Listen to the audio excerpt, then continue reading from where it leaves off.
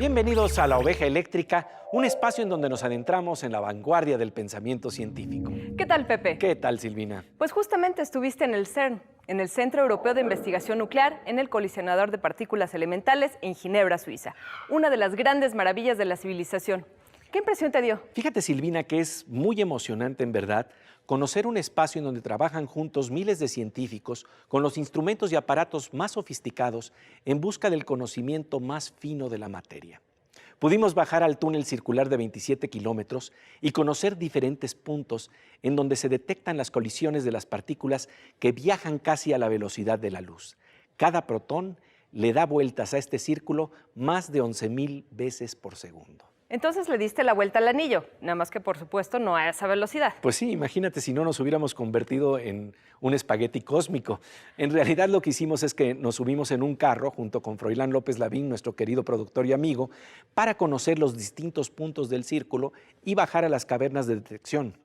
Tuvimos conversaciones muy interesantes con el equipo de científicos mexicanos que laboran en el CERN, con el físico alemán Rolf-Dieter Hoyer, director general del CERN, y con el físico mexicano Gerardo Herrera del CIMBESTAF para hacer una serie de programas sobre este espacio único en el mundo y sobre las posibilidades de desarrollar en México la tecnología de punta que surge de estas investigaciones. Pepe, ver esto va a ser realmente fascinante.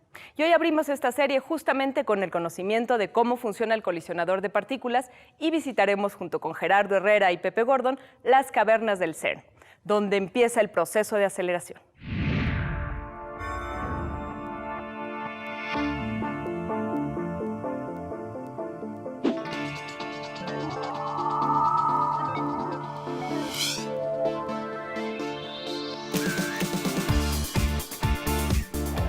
Gerardo Herrera, aquí arranca todo.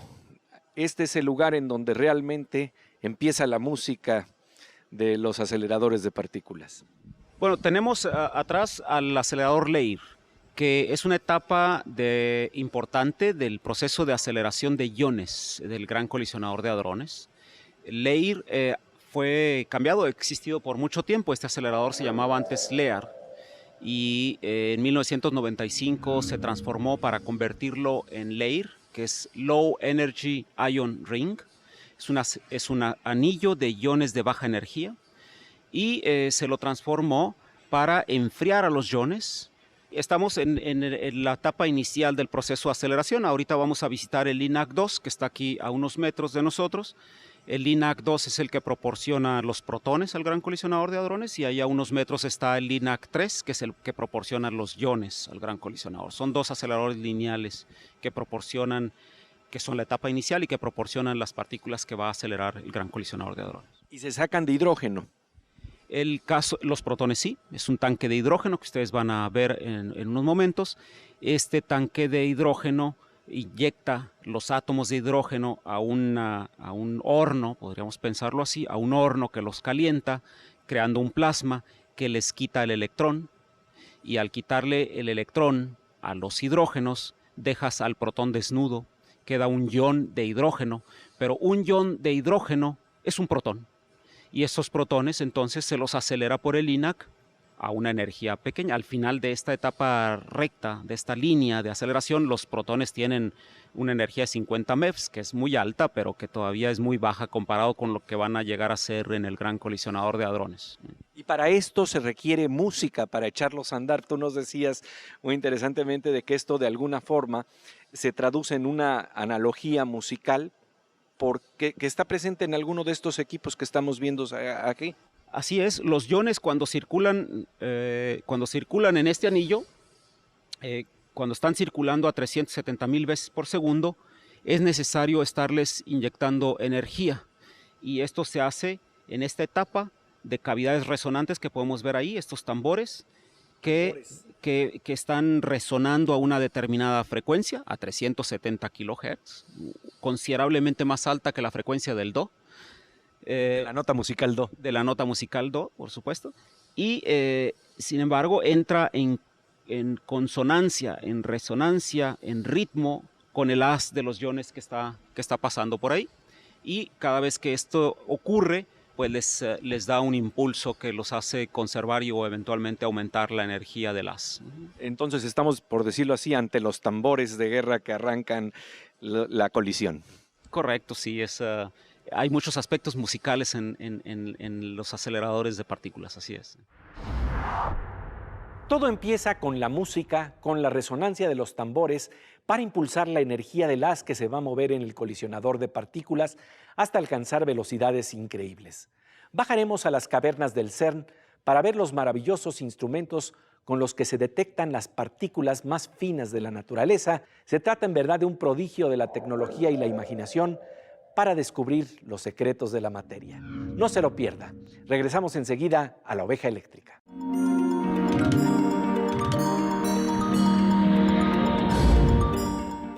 Estamos de regreso en La Oveja Eléctrica para adentrarnos en las cavernas del colisionador de partículas del CERN, un prodigio de la ciencia y la tecnología contemporánea, en donde nos informa el físico mexicano Ricardo López, se descubrió recientemente en el detector CMS una partícula predicha por la teoría. La partícula está formada por 3 quarks, uno de ellos el llamado quark belleza. En el CERN se está tratando de encontrar el bosón de Higgs, el nivel más fino de la materia. Pepe Gordon baja a las cavernas del CERN en Ginebra, Suiza, y conversa con el físico Gerardo Herrera sobre 2 detectores asombrosos del colisionador. El ALICE, en donde participa un equipo mexicano con una colaboración fundamental en los experimentos que ahí se realizan, y el CMS.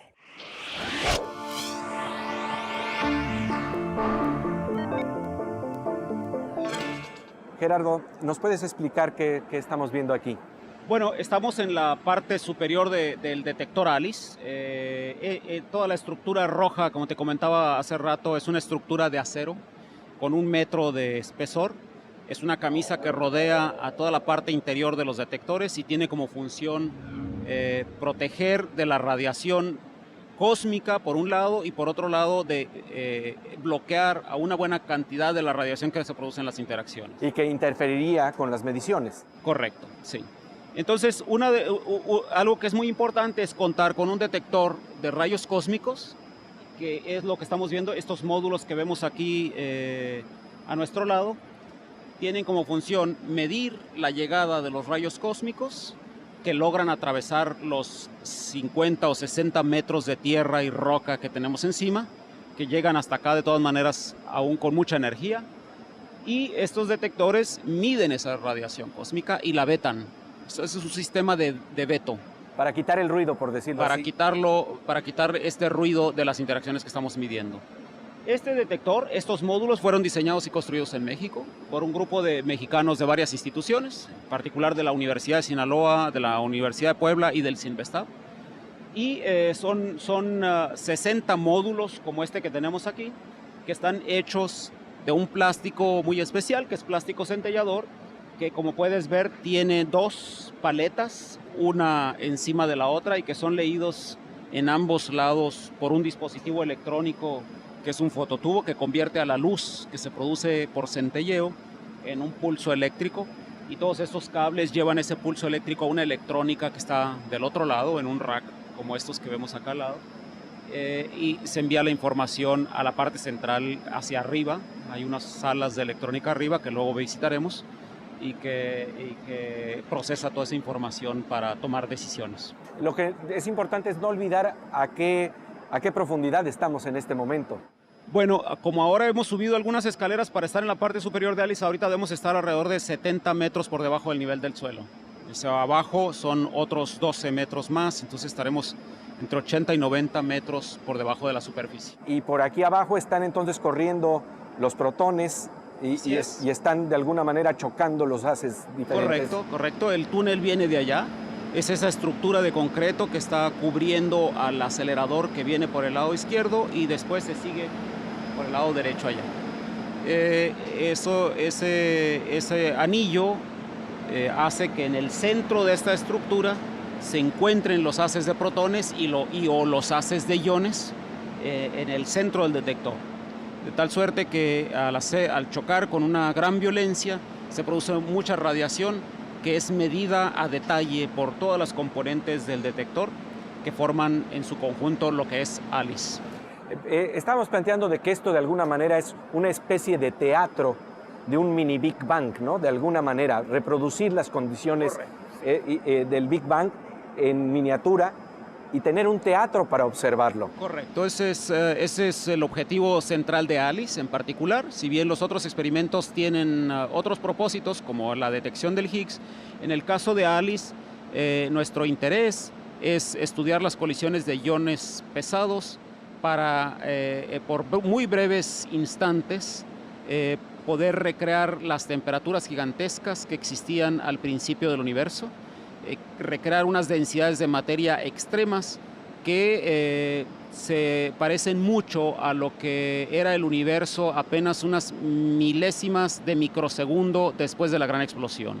Este es un poco un viaje atrás en el tiempo, ir a los comienzos de nuestro universo y ver cómo era, cómo se comportaba y cómo evolucionó y por qué entonces el universo es como es hoy en día.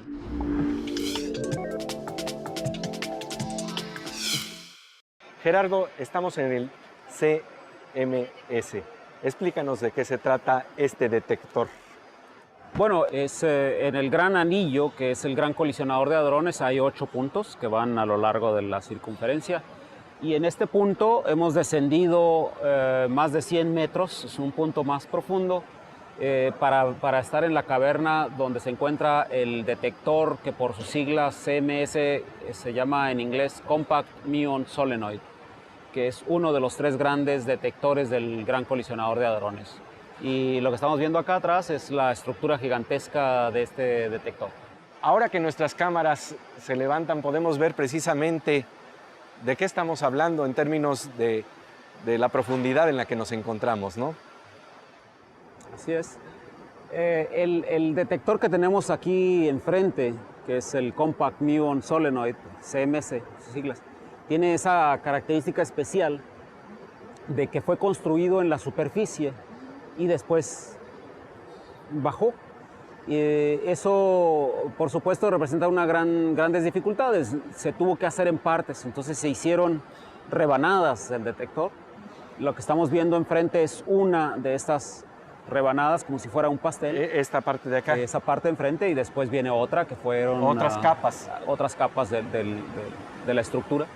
Y cada una de esas bajó de manera completa, para lo cual se tuvo que construir una compañía a la que se le encargó el trabajo, tuvo que construir una mecánica especial que soportase el peso enorme que estas estructuras tienen, que de hecho en su momento fue la estructura más poderosa para este tipo de carga. Después de esto, esa misma estructura fue transportada a la India porque se están haciendo obra civil también ahí donde se requiere levantar grandes pesos, ¿no? Pero eso fue otro de los ejemplos de la ingeniería que se desarrolló acá. ¿Los haces de protones dónde correrían? Bueno, aquí sí se puede ver muy bien cómo llega el acelerador. Va por dentro de esta estructura. Por dentro de la estructura anaranjada. Correcto. Y llega hasta el centro del detector. Del otro lado viene una estructura similar y ahí en el centro se los hace chocar, ¿no? En realidad los 2 tubos donde vienen los haces se juntan a unos 150 metros de aquí,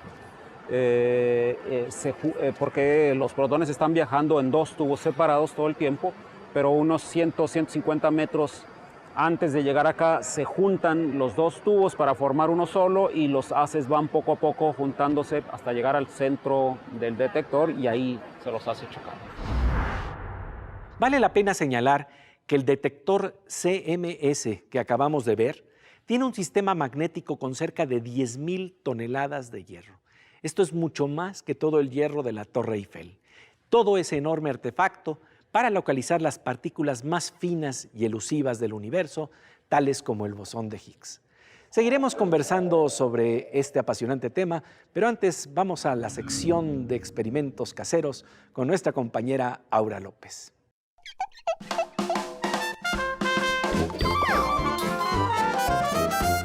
Pues querida Aura, como siempre un gusto encontrarnos aquí en La Oveja Eléctrica. Gracias, Pepe. Oye, hemos estado hablando de colisión de partículas, pero por lo que veo hoy nos vas a hablar de choque de pelotas de distintos tamaños. Justamente hoy traigo un experimento sencillo pero práctico.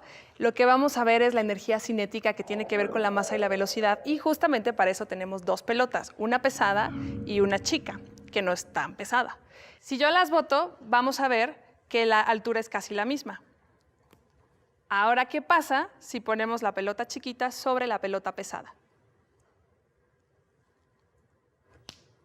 Sucede que cuando nosotros ponemos la pelota chica sobre la pelota pesada, la que rebota primero es esta, y lo que hace es que le transfiere la energía a la chica, y por eso sale con mayor altura.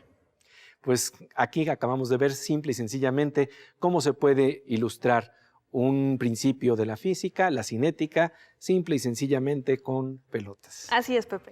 Pues como siempre te agradecemos mucho tu presencia aquí en La Oveja Eléctrica, querida Aura. Y bien, después de un corte regresamos a La Oveja Eléctrica para continuar nuestra visita a las cavernas del CERN, el colisionador de partículas en Ginebra, Suiza, y sus asombrosos detectores que exploran los niveles más finos de la materia. No se pierda a La Oveja Eléctrica en el CERN.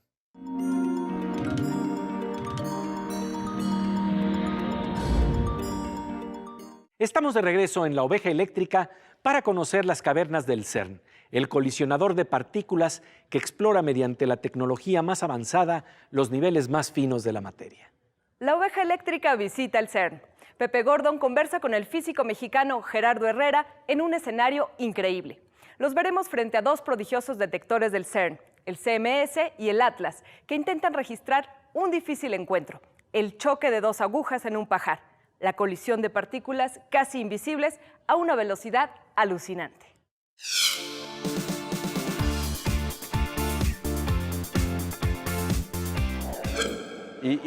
Ahí ahora toca la gran tarea de discernir lo que es valioso de esa información que choca, porque estamos hablando de cuántos impactos. Correcto, es cada vez que se cruzan estos paquetes de partículas ocurren no una, sino muchas colisiones. Es algo que se llama pile-up, que es una dificultad técnica enorme para los físicos, porque pues uno quisiera tener solamente una colisión limpia que uno pudiera medir en el detector, pero por otro lado también uno quiere tener el mayor número de eventos posibles. Entonces hay que jugar con esos deseos y encontrar un compromiso.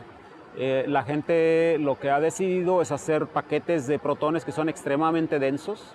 En notación científica es 10 a la 11, que nos da 100 por 10 a la 9, es decir, 100 mil millones de partículas, de protones por paquete. Y al cruzarse, no tenemos solamente una interacción, sino varias. Tenemos muchas, eventualmente 20, en promedio 20 colisiones en solamente un cruce. Y eso entonces produce una gran cantidad de partículas que debe ser medida en todo el detector. Entonces aquí estamos hablando de los choques de los haces y me hablas de cuántos choques vienen por segundo. Bueno, estos paquetes que te decía que son extremadamente densos se están cruzando cada 25 mil millonésimas de segundo. El acelerador, el gran colisionador de hadrones, opera a 40 megahertz. Es una frecuencia altísima para los propósitos de la electrónica. Esto significa que uno tiene 800 millones de colisiones por segundo, de las cuales solamente muy pocas son interesantes. Habrá que discernir cuáles de estas son las buenas. Y solamente un pequeño porcentaje de los eventos de estos llevarán eventualmente al Higgs. Entonces hay que desentrañar toda esa maraña de datos y encontrar lo que estamos buscando. Eso, ahora sí que esa famosa imagen de encontrar una aguja en un pajar es encontrar un Higgs en la maraña. Correcto.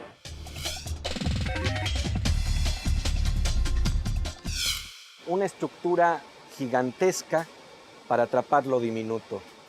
Así es. Mira, yo soy físico experimental, tengo trabajando muchos años en esto y no me deja de sorprender cuando veo un edificio de electrónica, detectores de elementos sensibles, un edificio de 25 metros de altura que ha sido construido para ver lo más pequeño que conocemos, las escalas más diminutas hasta las que hemos podido llegar. No deja de ser sorprendente, no deja de asombrarme. Y en este caso estamos hablando de descubrir los microespacios, ¿no?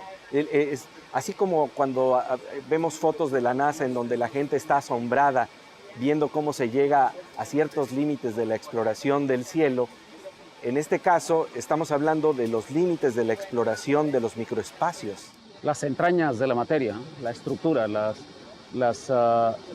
escala más pequeña jamás vista y lo que está ahí y cómo funciona ese universo microscópico. Ya tendremos oportunidad en uno de los programas de esta serie de hablar sobre la búsqueda del bosón de Higgs dentro de la maraña que se crea en las colisiones. Me quedo con un dato que nos dio el físico Gerardo Herrera que ilustra la dificultad de este tipo de exploraciones. Imagine 800 millones de colisiones por segundo de partículas casi invisibles. De esta enorme cifra, solo tenemos un porcentaje muy pequeño en donde el choque puede ser revelador para mostrarnos las entrañas de los átomos. En esta serie veremos el ingenio del equipo de científicos mexicanos que está haciendo investigación de primer orden en el CERN y de los proyectos que quieren crear en nuestro país con este conocimiento de vanguardia a nivel mundial. La oveja eléctrica está en las cavernas del CERN. Es un gran honor compartir con nuestro auditorio esta información. Pasamos ahora a la sección Aguas con la Morsa con el físico Manuel López Michelón.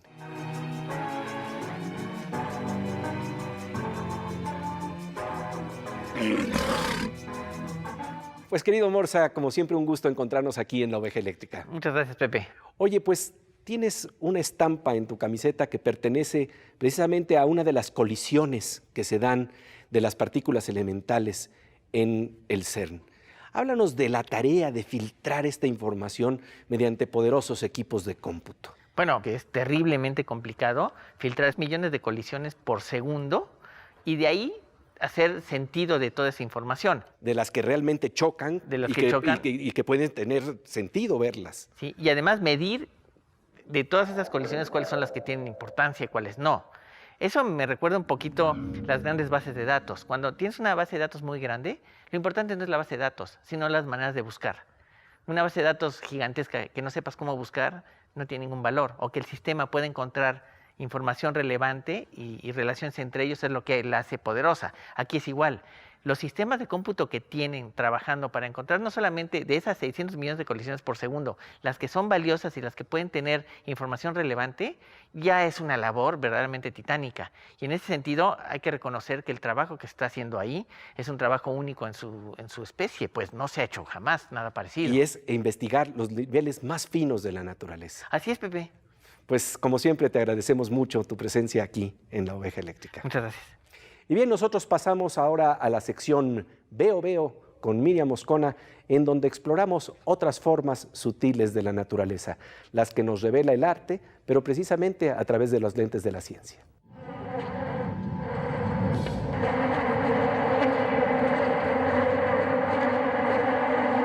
Pues querida Mosca Eléctrica, un gusto de estar contigo aquí. Igual, Pepe Eléctrico. Oye, Miriam, pues el día de hoy hemos estado hablando de la belleza de un choque, pero en este caso del choque de las partículas subatómicas y el conocimiento que generan. Bueno, para mostrarte mi envidia en pocas palabras por haber estado allí y yo no, y por haber visto lo que tus ojos vieron y no los míos, me puse a buscar imágenes que recrearan estas colisiones. Son imágenes, bueno, a mí me parece de una belleza increíble, que nos recuerdan un poco la época de la psicodelia también. Vamos a verlo.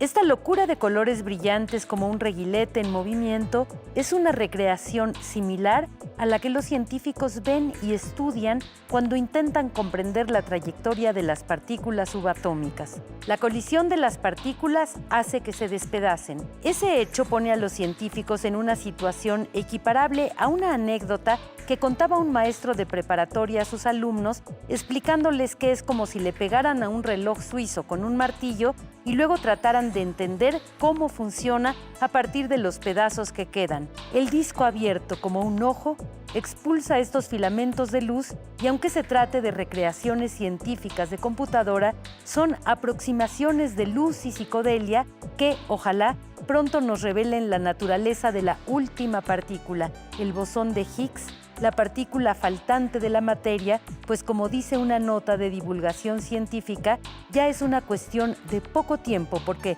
después de ir tras ella con los aparatos más sofisticados que se han creado en este campo, la pobre ya no tiene a dónde esconderse.